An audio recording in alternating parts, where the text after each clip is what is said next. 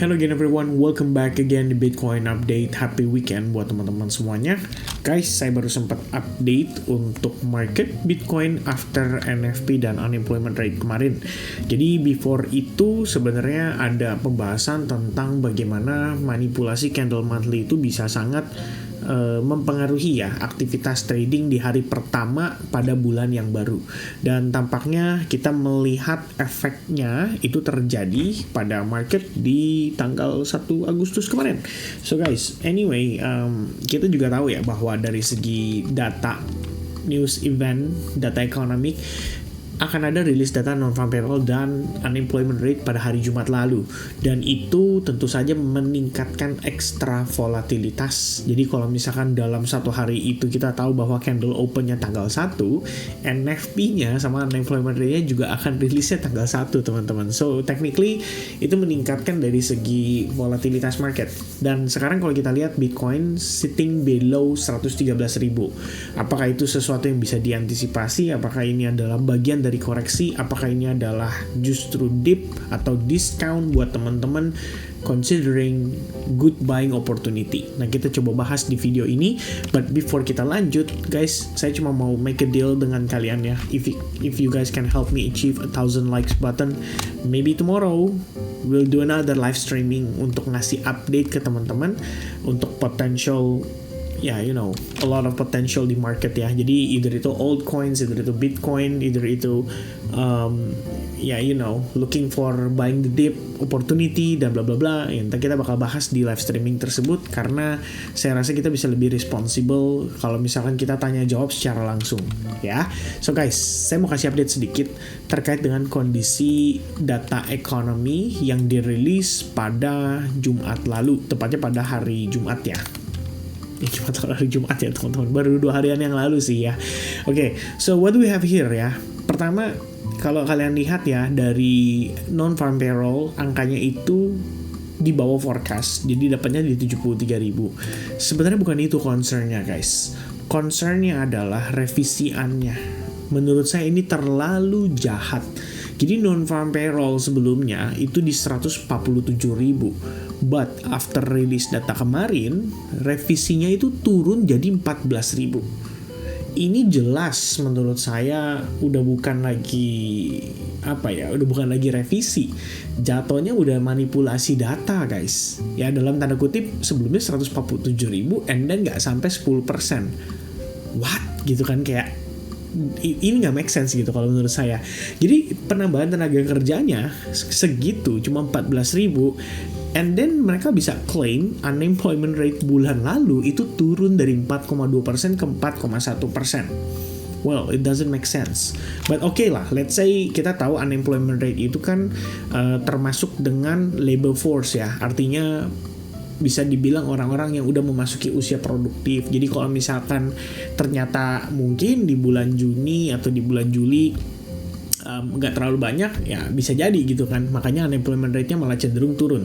Tapi unemployment rate akhirnya direvisi kembali, atau bukan direvisi lah. Kalau kita lihat data di bulan Juli menunjukkan ada peningkatan 0,1%. Nah, sebenarnya dari dua data ini, kita mendapati komentar dari anggota Federal Reserve. Beberapa di antaranya itu menunjukkan kekecewaan bahwa mereka meyakini, ya kalau kalian dengar istilah yang Bowman sama si Waller, itu dia memberikan komentar yang relatif kontra ya dengan rata-rata anggota Fed, dan bahkan mereka berdua mengatakan harusnya sudah mulai dilakukan rate cut.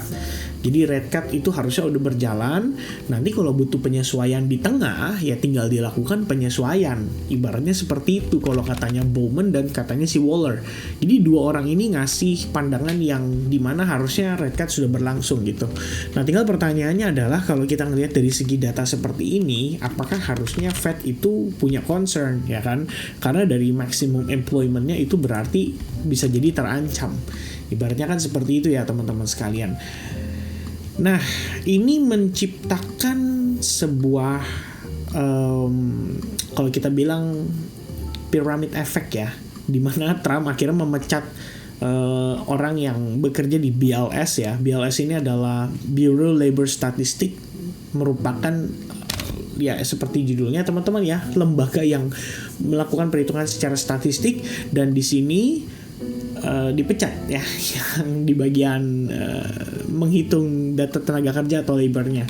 Presiden Donald Trump on Friday fired ya Bureau of Labor Statistics Commissioner Erica McEntire ya, hours after the agency reported that job growth in the US had slowed to a near halt. Ya, memang ini sebenarnya parah guys, karena kalian harus tahu, buat yang nggak tahu ya, kalian harus tahu kalau average non-farm payroll yang dianggap dalam tanda kutip itu kalau berdasarkan laporannya Federal Reserve dikatakan sebagai labor market still in solid condition. Ya, in solid condition itu artinya ya NFP-nya teman-teman.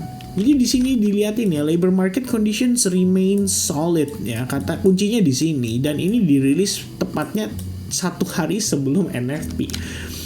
And then kita ngedapetin NFP revisinya dari 147K itu turun jadi 14K pada bulan Juni.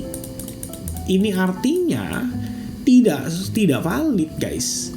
Ya, kita tahu bahwa ini artinya tidak sesuai dengan pernyataan Federal Reserve. Kira-kira seperti itu. Dan kenapa bisa dibilang remain solid? Syaratnya itu adalah average-nya di angka 100, kalau saya nggak salah 130.000 sampai 170.000 NFP bulanan.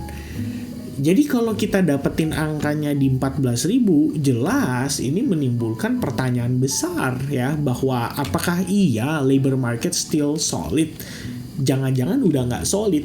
Kira-kira seperti itu ya. Dan dengan demikian kalau misalnya seperti itu ya, apa yang dilakukan Trump pada dasarnya saya nggak tahu ya tepat atau tidak, tapi buat saya sih tepat sekali, tepat sasaran.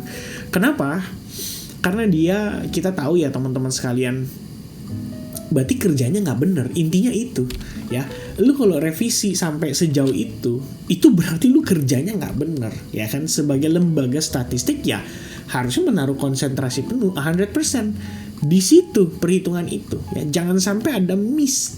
Oke, kalaupun ada miss, ini kita ngomongin data tenaga kerja loh. Bagi keadaan ekonomi nasional itu sangat important, itu sangat krusial, sangat-sangat penting.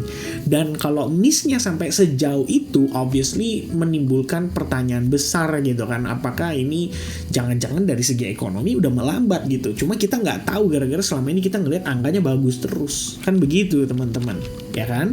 Jadi dia ngomong nih di Truth Social Post, directed even more fire at Fed Chair Jerome Powell. Trump accused BLS Commissioner Erica McEntire of being a political appointee who was manipulating jobs data.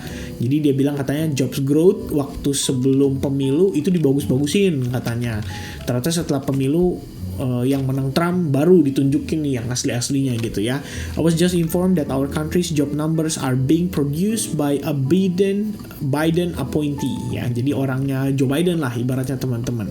Habis itu ya dia memberikan perintah pecat langsung, kira-kira begitu. Ya, dan bam ya, I think that's what more important ya, bagaimana reactionnya Trump ngelihat ini gitu kan. Dan apakah nanti kalau misalkan Powell ditanyain komentar kayak begini, akhirnya ya Powell jadi mulai kepikiran gitu kan, emang iya ya, jangan-jangan gue salah nih, selama ini gue telat nih red card-nya. Jadi dia ngomong, this is not healthy. We cannot have a seat of numbers come out and fire somebody that served under numerous ya administrations in various roles because you don't like the numbers ya. I'm totally grounded firing of Dr. Erica McEntire, my successor as commissioner. Ya pokoknya itu dramanya teman-teman. Tapi begitu data itu keluar, apa reaksinya market nih ya? Kalau kita lihat reaksi market, S&P 500 itu langsung spontan drop ya. Kalau kita lihat per hari Jumat, tepatnya di jam ini nih news data keluar ya, 19.30 begini. New York Open di follow up, selling pressure lebih agresif. S&P 500 drop by 1,34% di New York Open dan close di range tersebut. Jadi dekat-dekat range itu. Dan kalau saya zoom out, teman-teman bisa lihat bahwa this is a very important level ya actually buat si ya kita bisa bilang buat S&P 500 buat internal structure-nya. Dan dalam beberapa hari terakhir. Kita ngelihat S&P 500 drop by 3,43%. Ini sebenarnya kalau buat S&P mah hitungannya udah terbilang lumayan parah ya, karena kita bisa dibilang udah balik ke structure yang di internalnya. Kalau kita lihat dari perspektif 4 jam, itu sebelumnya menciptakan sebuah konsolidasi gitu. Jadi dia rebound kencang banget, naik kencang banget, dan sekarang kita balik ke situ gitu, ya kan? Nah, kabar baiknya Bitcoin still doing fine, ya. Kabar baiknya di situ, guys. Jadi kalau kita ngelihat Bitcoin, actually nggak separah S&P 500. Kenapa bisa begitu? Kayaknya somehow para institusi, somehow klien-klien institusi ini merasa kalau Bitcoin itu bisa dibilang pilihan tepat lah ya, untuk mereka menyisihkan sebagian aset mereka dalam bentuk Bitcoin Spot ETF. So I hope somehow mereka dari segi demand itu bisa dipertahankan dan menunjukkan minat atas Bitcoin itu lebih baik daripada stock market. So itu ekspektasinya, tapi kita lihat lagi nanti perkembangannya gimana di saat market open. Dan pada akhirnya teman-teman sekalian, yang perlu kita ketahui sama-sama adalah dari segi area SNR yang kita ngomongin, at least di video terakhir itu 112.000 udah nyampe teman-teman ya, cepet banget. Hari ini kita udah visit ke situ up to 112.000. So kalau zona itu aja udah nyampe, kira-kira berikutnya kemana nih? Ya kita bisa anticipating level 110.000. Alasannya di sini terdapat fair value gap. Ya, dan kalau dari weekly basis sendiri atau time frame weekly, sebenarnya memang fair value gap kita tuh ada di sini guys ya. Overall kita bisa aja visit sampai keseluruhan zona ini itu up to ke level 110.500 lebih kurangnya. Itu adalah fair value gapnya, dan kita udah bahas berkali-kali sama teman-teman. Jangan lupa ya guys, kalau misalkan saya udah pernah bahas seputar itu, kalian harus ingat supaya fair value gap itu atau weekly imbalance itu suatu saat nanti jadi ilmu yang kalian bisa pakai gitu ya. Artinya kalau kalian nanti mungkin suatu saat Anda kepikiran pengen belanja FOMO gitu kan, Anda ingat Kevin pernah menceritakan tentang bagaimana fair value gap di weekly time frame, di monthly time frame itu ada tendensi lebih dihormatin, lebih di respect. Jadi dia retrace itu bisa ngisi fair value gap itu before the next run-nya. Nah kalau teman-teman punya pengetahuan itu, otomatis kan kalian tahu ya, kira-kira di range mana nih kira-kira enak untuk kita ngebit gitu kan. Dan yang saya dapati untuk weekly perspektif adalah di 110.500 sampai dengan batas atasnya di 115.700. Cuman saat ini kita coba pantau 112.000 dulu. Kenapa? Karena di zona itu sebenarnya kita bisa lihat ya, terdapat SNR juga datang dari previous all time high. Itu yang pertama. Yang kedua teman-teman, kalau kalian perhatiin behaviornya exponential moving average itu beberapa kali ada proses di mana kita ngelihat ya, dia bablas sampai 34 juga. Jadi 34 dilewatin, ini juga sama. 21, 34 dilewatin untuk testing ke exponential moving average periode 100. So kalau saat ini kita ngelihat dia turun sampai 110.000, technically kita bisa berpotensi testing ke EMA 100 juga. Yang mungkin dalam beberapa hari kalau saya tambahin dotnya, ini lebih kurang nyampe di sini guys. Ya, lebih kurang sampai tuh di zona $110.000.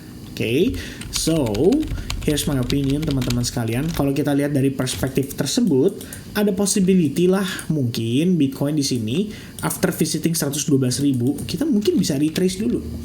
Ya, retrace dulu. Kenapa? Satu, kalau kalian yang berpatokan dengan CME gap, we also have CME gap.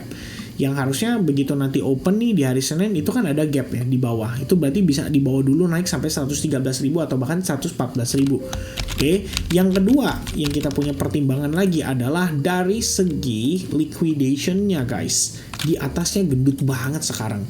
Orang udah pada overbetting buat short daripada Bitcoin. Look at that ya. It's very heavy. 120.000 aja udah 8,8 miliar dolar. Itu yang pertama.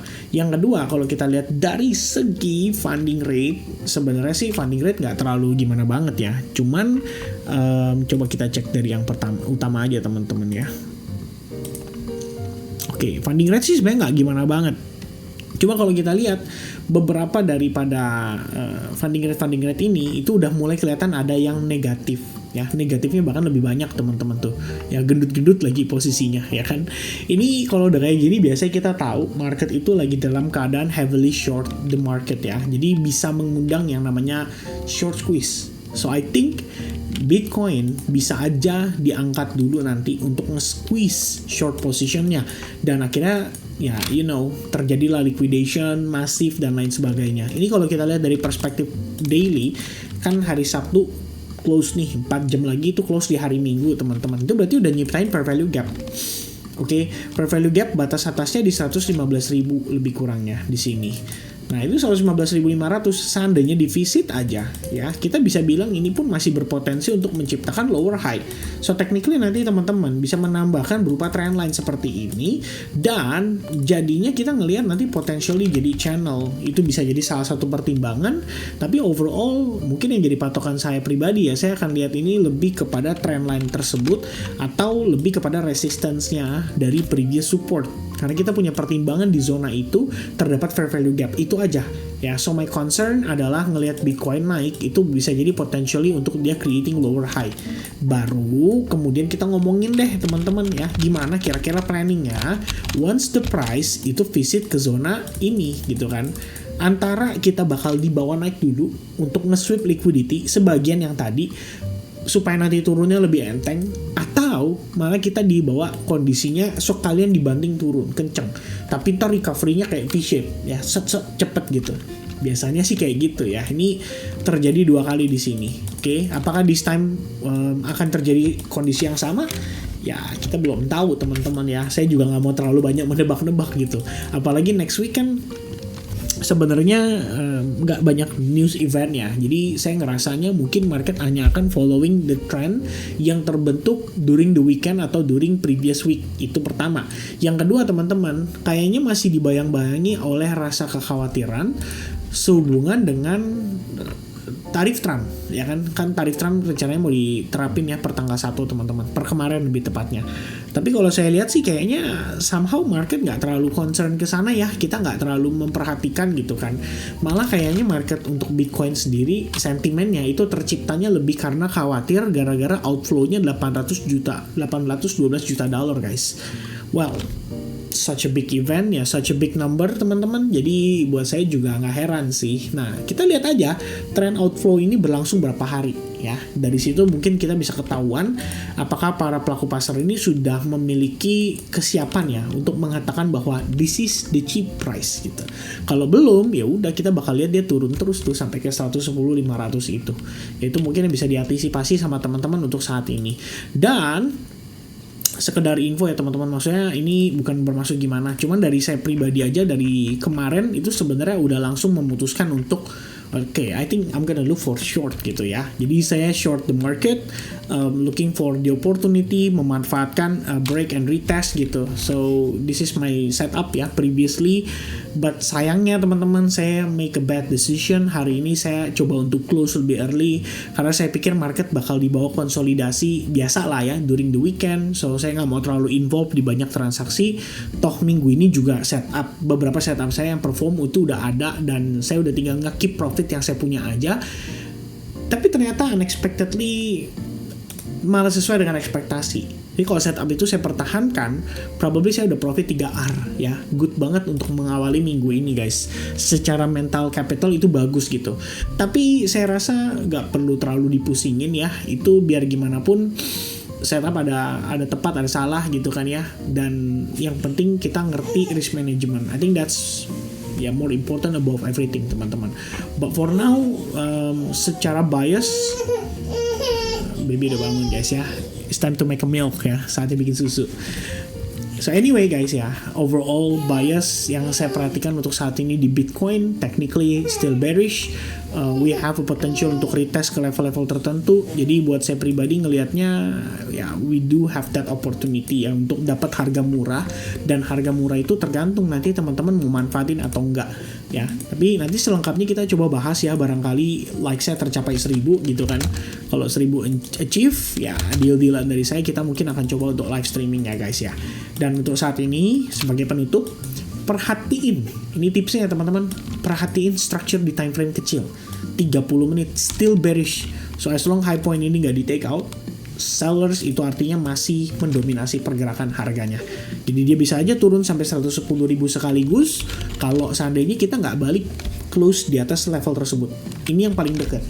Jadi lihat lagi nanti kalau dia pullback, wah ya, dia pullback ada rejected, dia turun lagi, nah baru tuh teman-teman bisa geser lagi gitu kan, new high point, nanti kalian follow up lagi ya, kira-kira seperti itulah ya idenya. Jadi as long seller still mendominasi, I think it's much better to look for short opportunity just for now guys. Okay, so that's gonna be the update. Thank you very much for watching teman-teman, happy weekend and see you guys again in the next update. Cheers, bye bye guys.